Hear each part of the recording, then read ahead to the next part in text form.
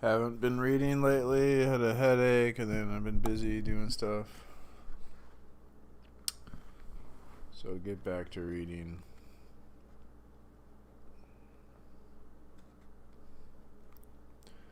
To objective conditions of total propaganda. The need of an average standard of living.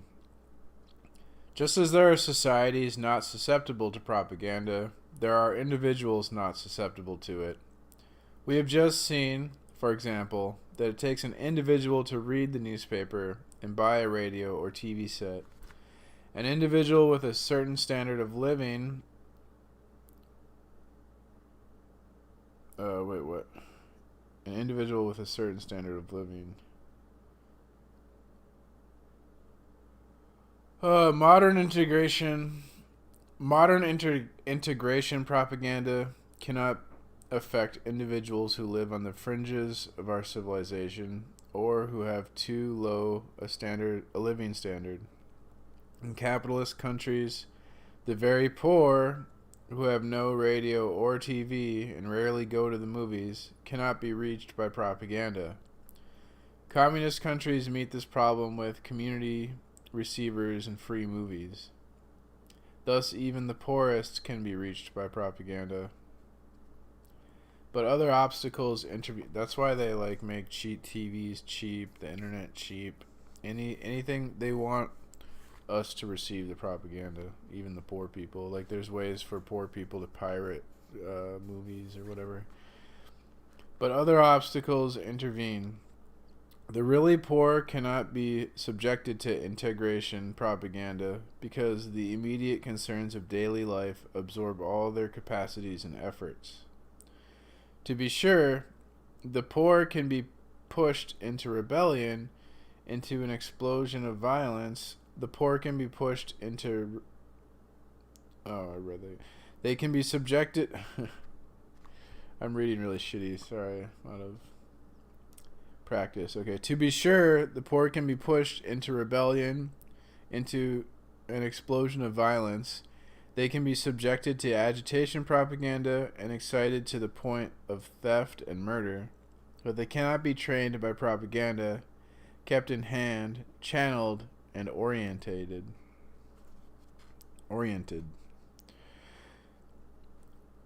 More advanced propaganda can influence only a man who is not completely haunted by poverty, a man who can view things from a certain distance and be reasonably unconcerned about his daily bread, and who therefore can take an interest in more general matters and mobilize his actions for the purposes other than merely earning a living. It is well known that in Western countries, propaganda is particularly effective in the upper segment of the working class and in the middle class. It faces much greater problems with the proletariat or the peasantry. We shall come back to that. One must also keep in mind that propaganda must concentrate on the densest mass. It must be organized for the enormous mass of individuals. The great majority is not found among the very rich or the very poor. Propaganda, therefore, is made for those who have attained an average standard of living.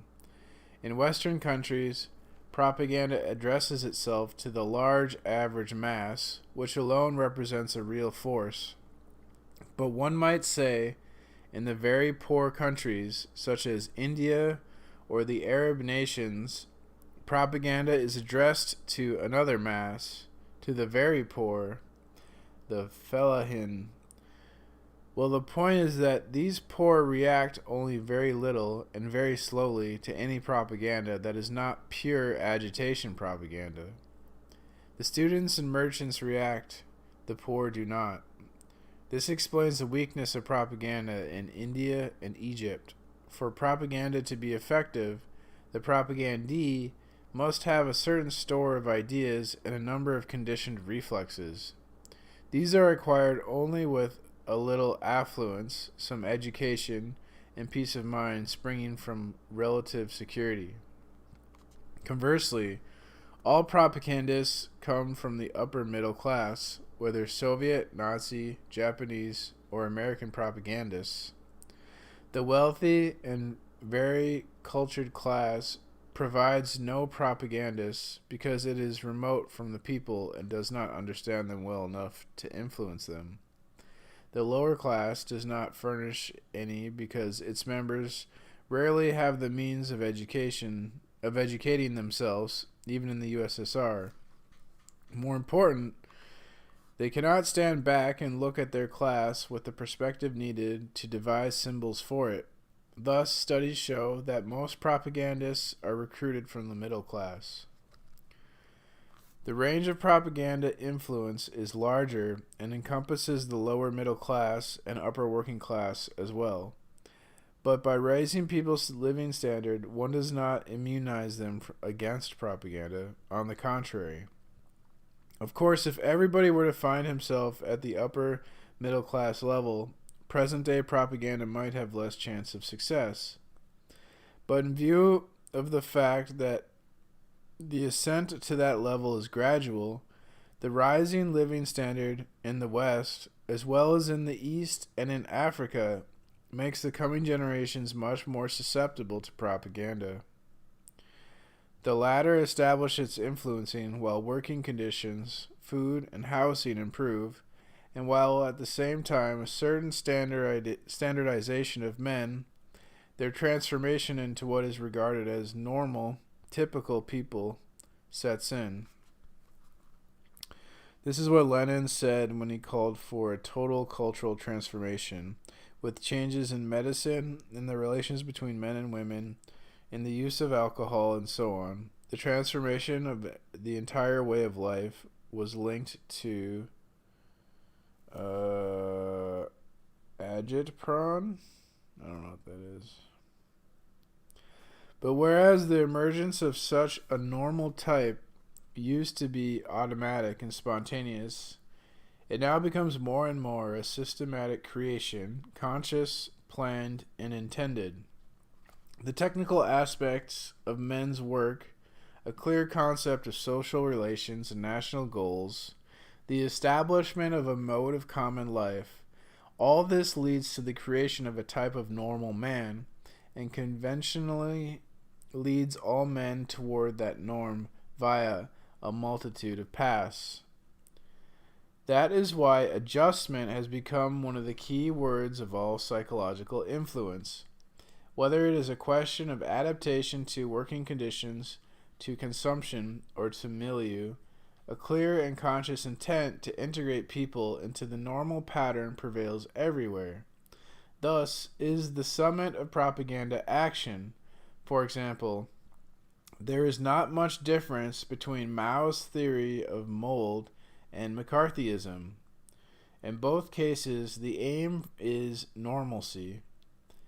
In conformance with a certain way of life, for Mao, normalcy is a sort of ideal man, the prototype of the communist, who must be shaped, and this can be done only by pressing the individual into a mold in which he will assume the desired shape. As this cannot be done overnight, the individual must be pressed again and again into the mold. And Mao says that the individual himself is fully aware that he must submit to the operation. Mao adds that this normalcy does not take shape except at a certain level of consciousness, that is, at a certain standard of living. We are face to face here with the most total concept of propaganda. On the other side, with other formulas, there is McCarthyism. McCarthyism is no accident. It expresses and at the same time exploits a deep current in American opinion against all that is un-American. It deals less with opinions than with a way of life. To find that belonging to a milieu, a group, or a family in which there are communists is regarded as reprehensible in the United States is surprising, because what matters here is not ideas but a different way of life. This leads to the association of alcoholism and homosexuality with communism in the literature of un-American activities, and to the rules promulgated in 1952, which established the poor security risk and led to the screening of 7,000 functionaries. No reason for this identification existed other than that the communist is abnormal because he fails to accept the normal that is the American way of life. These abnormal persons must, of course, be treated as such, relieved of all responsibility, and re-educated. Thus, American prisoners in the Korean War who appeared to have been contaminated by communism were hospitalized after their release and given psychiatric and medical treatment in a hospital at Valley Forge. In current American opinion, all efforts to root out what fails to correspond to the American way of life and endangers it are necessarily regarded as good works. To sum up, the creation of normalcy in our society can take one of two shapes. It can be the result of scientific, sociological analysis based on statistics, that is, the American type of normalcy, and it can also be ideological and doctrinaire, that is, the communist type, but the results are identical. Such normalcy necessarily gives rise to propaganda that can reduce the individual to a pattern most useful to society. That's interesting.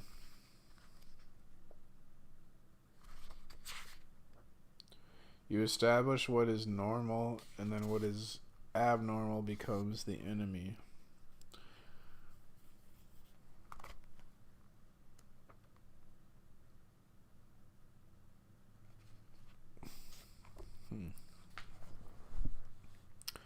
An average culture. In addition to a certain living standard, another condition must be met. If a man is to be successfully propagandized, he needs at least a minimum of culture. Propaganda cannot succeed where people have no trace of Western culture. We are not speaking here of intelligence. Some primitive tribes are surely intelligent, but have an intelligence foreign to our concepts and customs. A base is needed. For example, education. A man who cannot read will escape most propaganda, as will a man who is not interested in reading. People used to think that learning to read evidenced human progress.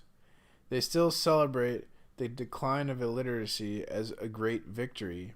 They condemn countries with a large proportion of illiterates. They think that reading is a road to freedom. All this is debatable, for the important thing is not to be able to read, but to understand what one reads and reflect on and judge what one reads. Outside of that, reading has no meaning, and even destroys certain automatic qualities of memory and observation. But to talk about critical faculties and discernment is to talk about something far above primary education and to consider a very small minority. The vast majority of people, perhaps 90%, know how to read, but do not exercise their intelligence beyond this. They attribute authority and eminent value to the printed word, or conversely reject it altogether. All these people do not possess enough knowledge to reflect and discern. They believe or disbelieve, in toto, what they read. And as such people, moreover, will select the easiest, not the hardest, reading matter. They are precisely on the level at which the printed word can convince them without opposition. Seize and convince them without opposition. They are perfectly adapted to propaganda. Let us not say, if one gave them good things to read, if these people received a better education. Such an argument has no validity because things just are not that way. Let us not say either, this is only the first stage, soon their education will be better. One must begin somewhere. First of all, It takes a very long time to pass from the first to the second stage. In France, the first stage was reached half a century ago, and we are still very far from attaining the second. This is more, unfortunately.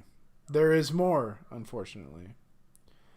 This first stage has placed man at the disposal of propaganda. Before he can pass to the second stage, he will find himself in a universe of propaganda. He will be already formed, adapted, integrated. This is why the development of culture in the USSR can take place without danger. One can reach a higher level of culture without ceasing to be a propagandee, as long as one was a propagandee before acquiring critical faculties, and as long as that culture itself is integrated into a universe of propaganda. Actually, the most obvious result of primary education in the 19th and 20th centuries was to make the individual susceptible to super propaganda. I should probably note that one. The most obvious result of primary education. Because he considered the newspaper the principal instrument of propaganda, Lenin insisted on the necessity of teaching reading. It was even more the catchword of the new economic policy. The school became a place to prepare students to receive propaganda. Should probably check my freaking mic levels. Okay, good. Oh no, I'm telling people to read, but it doesn't help them because their fucking brains don't work. Shit. There is no chance of raising the intellectual level of Western populations sufficiently and rapidly enough to compensate for the progress of propaganda. Propaganda techniques have advanced so much faster than the reasoning capacity of the average man that to close this gap and shape this man intellectually outside the framework of propaganda is almost impossible. In fact, what happens and what we see all around us is the claim that propaganda itself is our culture and what the masses ought to learn. Only in and through propaganda have the masses access to political economy, politics, art, or literature. Primary education makes it possible to enter the realm of propaganda, in which people then receive their intellectual and cultural environment. The uncultured man cannot be reached by propaganda. Experience and research done by Germans between 1933 and 1938 showed that in remote areas where people hardly knew how to read, propaganda had no effect. The same holds true for the enormous effort in the communist world to teach people how to read. In Korea, the local script was terribly difficult and complicated. So, in North Korea, the communists created an entirely new alphabet and a simple script in order to teach all the people how to read. In China, Mao simplified the script in his battle with illiteracy. And in some places in China, new alphabets are being created. This would have no particular significance except that the texts used to teach the adult students how to read, and which are the only texts to which they have access, are exclusively propaganda texts. They are political tracts, poems to the glory of the communist regime, extracts of classical Marxism. Among the Tibetans, the Mongols, the Aobors, the Manchus, the only texts in the new script are Mao's works. Thus, we see here a wonderful shaping tool. The illiterates are taught to read only the new script. Nothing is published in that script except propaganda texts. Therefore, the illiterates cannot possibly read or know anything else. Also, one of the most effective propaganda methods in Asia was to establish teachers to teach reading and indoctrinate people at the same time. The prestige of the intellectual, marked with God's finger, allowed political assertions to appear as truth, while the prestige of the printed word one learned to decipher confirmed the validity of what the teachers said. These facts leave no doubt that the development of primary education is a fundamental condition for the organization of propaganda, even though such a conclusion may run counter to many prejudices, best expressed by Paul Rivets pointed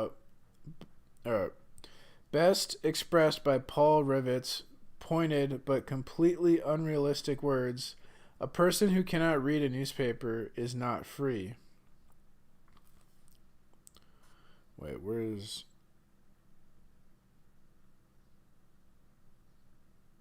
Oh, thus, this need of a certain cultural level to make people susceptible to propaganda is best understood if one looks at one of propaganda's most important devices, the manipulation of symbols.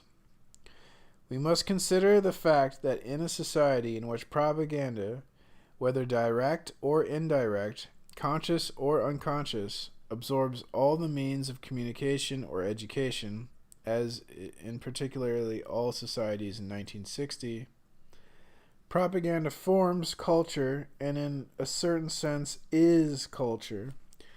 When film and novel, newspaper and television are instruments either of political propaganda in the restricted sense or in that of human relations, social propaganda, culture is perfectly integrated into propaganda. As a consequence, the more cultivated a man is, the more he is propagandized. Here one can see the idealist illusion of those who hope that the mass media of communication will create a mass culture. This culture is merely a way of destroying a personality.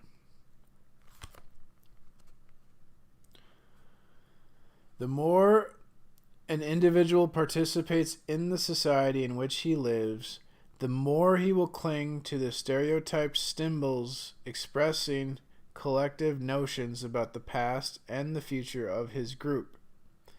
The more stereotypes in a culture, the easier it is to form public opinion, and the more an individual participates in that culture, the more susceptible he becomes to the manipulation of these symbols. The number of propaganda campaigns in the West, which have first taken hold in cultured settings, is remarkable. This is not only true for doctrinaire propaganda, which is based on exact facts and acts on the level of the most highly developed people who have a sense of values and know a good deal about political realities, such as, for example, the propaganda on the injustice of capitalism, on economic crisis, or on colonialism. It is only normal that the most educated people, intellectuals, are the first to be reached by such propaganda. But this is also true of the crudest kind of propaganda. For example, the campaign on peace and the campaign on bacteriological warfare were first successful in educated milieus. In France, the intellectuals went along with the most readily with the bacteriological warfare propaganda. All this runs counter to pat notions that only the public swallows propaganda. Naturally, the educated man does not believe in propaganda. He shrugs and is convinced that propaganda has no effect on him. This is, in fact, one of his great weaknesses. And propagandists are well aware that in order to reach someone, one must first convince him that propaganda is ineffectual and not very clever. Because he is convinced of his own superiority, the intellectual is much more vulnerable than anyone else to this maneuver. Even though basically a high intelligence, a broad culture, a constant exercise of all critical faculties, and a full and objective information are still the best weapons against propaganda, this danger has been recognized in the USSR, where so much importance is attached to political indoctrination and education, and has frequently been expressed there. Too much discussion, too much depth of doctrine risk creating divergent currents and permitting the intellectual to escape social control. Finally, propaganda can have effect on the masses who lack any culture. Examples: the Leninist propaganda directed at the Russian peasantry, and the Maoist propaganda directed at the Chinese peasantry. But these propaganda methods are basically the creation of conditioned reflexes on the one hand, and the slow creation of the necessary cultural base on the other. To illustrate the creation of the conditioned reflex, after several months of propaganda in Honan in 1928, children at play would call their opponents imperialists. As noted earlier, poor and uncultured populations are appropriate objects of propaganda of agitation and subversion. The more miserable and ignorant a person is, the more easily will he be plunged into a rebel movement. But to go beyond this, to do a more profound propaganda job on him, one must educate him. This corresponds to the need for political education. Conversely, an individual of the middle class, of good general culture, will be less susceptible to agitation propaganda, but ideal prey of integration propaganda. This has also been observed by Lipset, who holds that ignorance in politics and economics makes the conflicts in these spheres less clear, and therefore less intense, to the observer, and for this reason the ignorant are less susceptible to propaganda on such questions. It's a half hour about. A little short reading session. You know, we're almost done with this chapter. Maybe I'll just finish the chapter, I guess. Chapter 1, that is, right? No, chapter 2. Holy shit. Okay. Let's see if there's any. Good morning, St. Tommy. So people think education's so great, huh? Well, guess what? It's not. It just sets you up to be brainwashed. Information. Of course, basic education permits the dissemination not only of propaganda, but of information in general. But here we meet with a new condition for propaganda. Contrary to the simplistic differentiation between propaganda and information, we have demonstrated a close relationship between the two. In reality, to distinguish exactly between propaganda and information is impossible.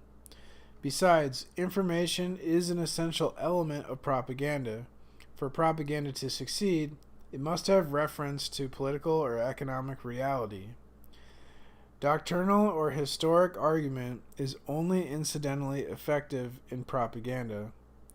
It has power only in connection with the interpretation of events.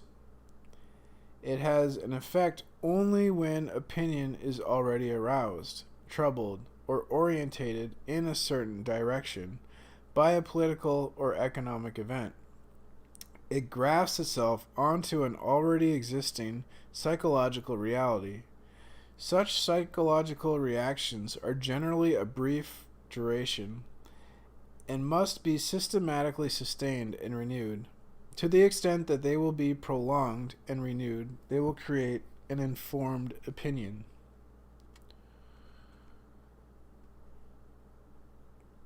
This informed opinion is indispensable for propaganda. Where we have no informed opinion with regard to political or economic affairs, propaganda cannot exist. For this reason, in most of the older countries, propaganda was localized and restricted to those groups which had direct contact with political life. It was not designed for the masses, indifferent to such questions, indifferent because they were uninformed. The masses cannot be interested in political and economic questions or in the great ideological debates based on them until mass media of communication disseminate information to the public. We know that the most difficult to reach are the peasants, for a variety of reasons already pointed out, but another essential reason is that they are uninformed. Studies of rural milieus have shown that propaganda begins to bite among peasants at the exact moment when information is promulgated there, when facts become known and attention to certain questions is aroused. Obviously, if I do not know that war is being waged in Korea, and that North Korea and China are communists, and that the United States occupies South Korea, and that it represents the UN in Korea, any communist propaganda on alleged American biological warfare means nothing to me. Propaganda means precisely nothing without preliminary information. Therefore, propaganda to politically ignorant groups can be made only if preceded by extensive, profound, and serious information work. The broader and more objective the information, the more effective subsequent propaganda will be. This is why in the Soviet Union one does not distinguish between the tasks of information and propaganda. The agitator, above all, a dispenser of information, radio, and the press are, above all, The agitator is, above all, a dispenser of information. Radio and the press are, above all, media propaganda. Mr. Palganov, director of the TASS agency, said in 1956, information should be didactic and educative. Not to mention the fact that pure information is an excellent medium of propaganda. Bald information without commentary can lead to acceptance of a whole propaganda line. Once again, propaganda does not base itself on errors, but on exact facts.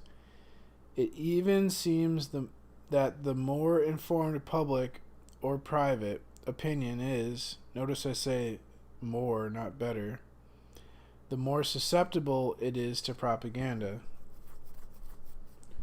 The greater a person's knowledge of political and economic facts, the more sensitive and vulnerable is his judgment.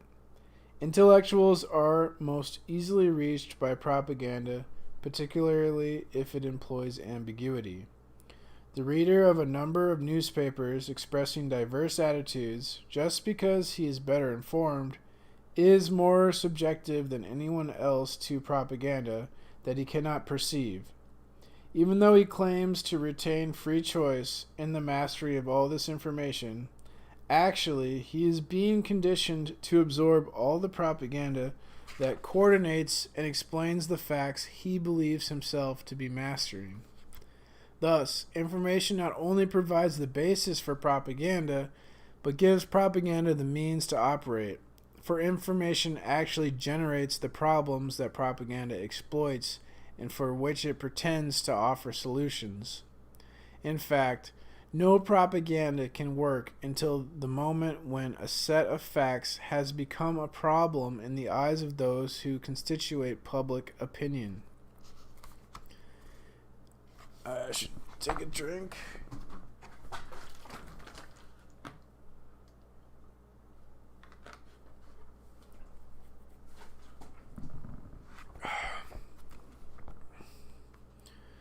At the moment such problems begin to confront public opinion, propaganda on part of a government, a party, or a man can begin to develop fully by magnifying that problem on the one hand and promising solutions for it on the other.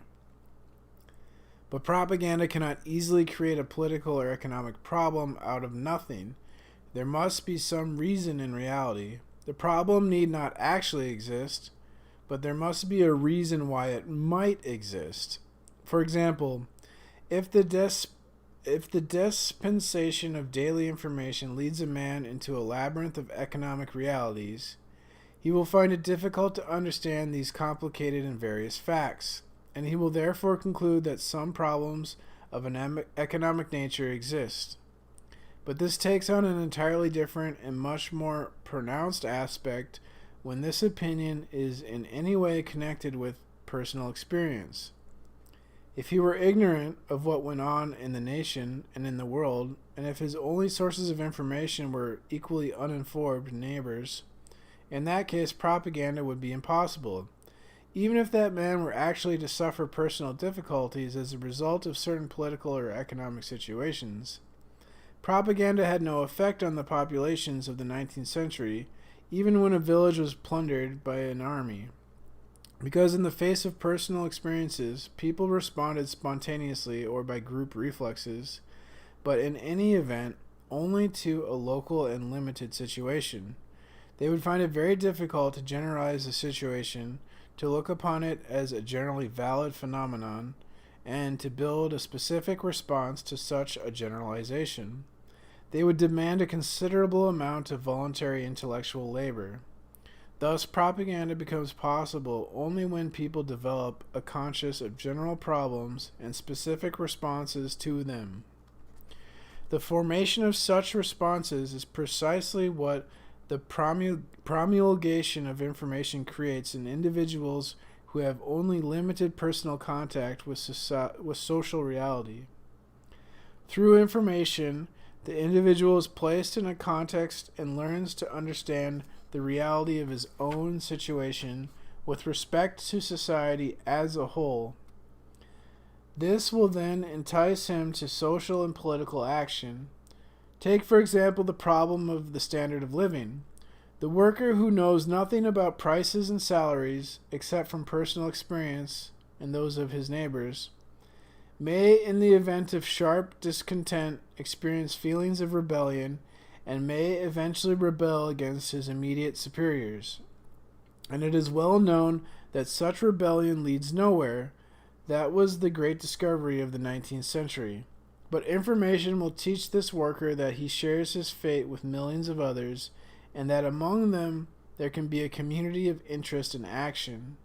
Information allows him also to put his situation into the general economic context and to understand the general situation of management. Finally, information will teach him to evaluate his personal situation. This is what led to the class consciousness of the 19th century workers, a process which, as the socialists rightly maintain, was much more one of information than one of propaganda. At that very moment, when information is absorbed, the spirit of rebellion transforms itself into the spirit of revolution. As a result of information, individuals come to feel that their own personal problems are really invested with the dignity of a general social problem. My own personal problems are really invested with the dignity of a general social problem.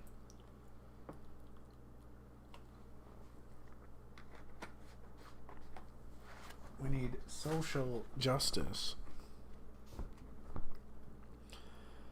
From the moment when that sort of information is acquired, propaganda finds doors open. The elementary form of propaganda in which a few leaders address a few rebels is then replaced by the complex modern propaganda based on mass movements, on knowledge of the great politico-economic realities, and on involvement in certain broad currents fed everywhere by identical information. Moreover, the newer the problems raised, the more vulnerable men will be. The role of information is to introduce individuals to knowledge of new facts and problems. Specialists in opinions research are well aware that the individual is easier to influence by propaganda when he is in new situations, when he is not familiar with possible solutions, when he cannot relate to previous patterns, when, in brief, opinion is non-structured. The task of information is to put the individual in the situation of non-structured opinion and thus make him more susceptible to influence.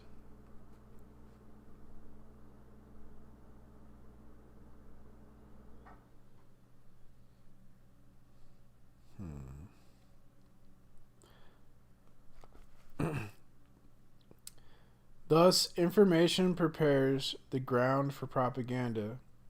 To the extent that a large number of individuals receive the same information, their reactions will be similar. As a result, identical centers of interest will be produced and then become the great questions of our time, made public by press and radio, and group opinions will be formed which will establish contact with each other. One of the essential processes in the formation of public opinion.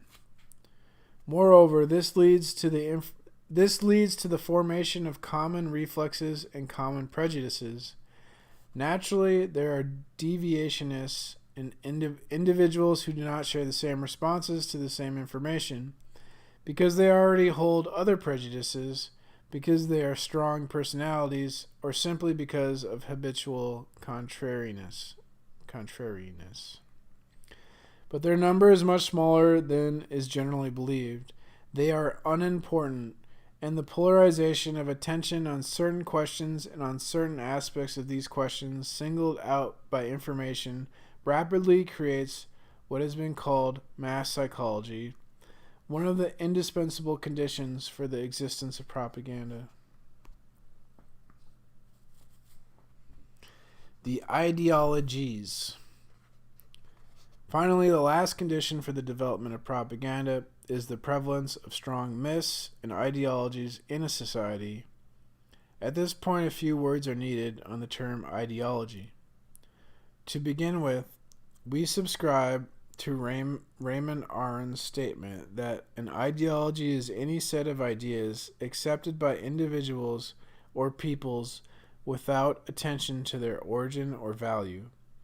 But one must perhaps add that with Q. Wright, 1. An element of valuation, cherished ideas. 2. An element of actuality, ideas relating to the present. And 3. An element of belief, believed rather than proved ideas.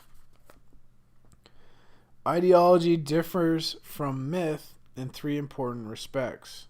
First, the myth is embedded much more deeply in the soul, sinks its roots farther down, is more permanent, and provides man with a fundamental image of his condition and the world at large.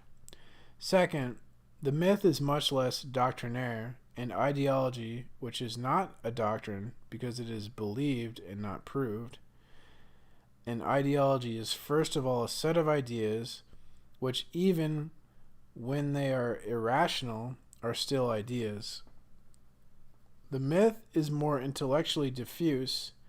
It is part emotionalism, part affective response, part a sacred feeling, and more important.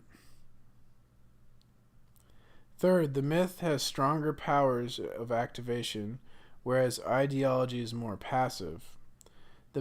One can believe in an ideology and yet remain on the sidelines. The myth does not leave man passive, it drives him to action. What myth and ideology have in common, however, is that they are collective phenomena, and their persuasive force springs from the power of collective participation. Thus, one can distinguish the fundamental myths of our society are the myths of work, progress, happiness. The fundamental ideologies are nationalism, democracy, socialism. Communism shares in both elements. It is an ideology in that it is a basic doctrine, and a myth in that it has an explanation for all questions and an image of the future world in which all contradictions will be resolved. Myths have existed in all societies, but there have not always been ideologies. The 19th century was a great breeding ground of ideology, and propaganda needed an ideological setting to develop. Ideology in the service of propaganda is very flexible and fluid. Propaganda in support of the French Revolution, or of United States life in the 20s, or of Soviet life in the 40s, can all be traced back to the ideology of democracy. These 3 entirely different types of concepts of propaganda all refer to the same ideology. One must not think, for this reason, that ideology determines a given propaganda merely because it provides the themes and contents. Ideology serves propaganda as a peg, a pretext. Propaganda seizes what springs up spontaneously and gives it a new form, a structure, an effective channel, and can eventually transform ideology into myth. We shall return later to the connection between ideology and propaganda.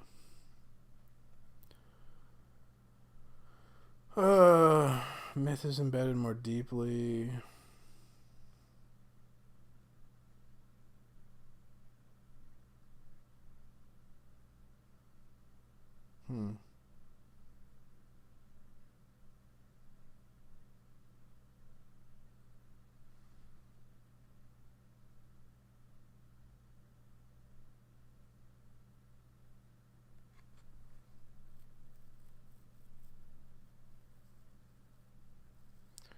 Ideology is first of all a set of ideas.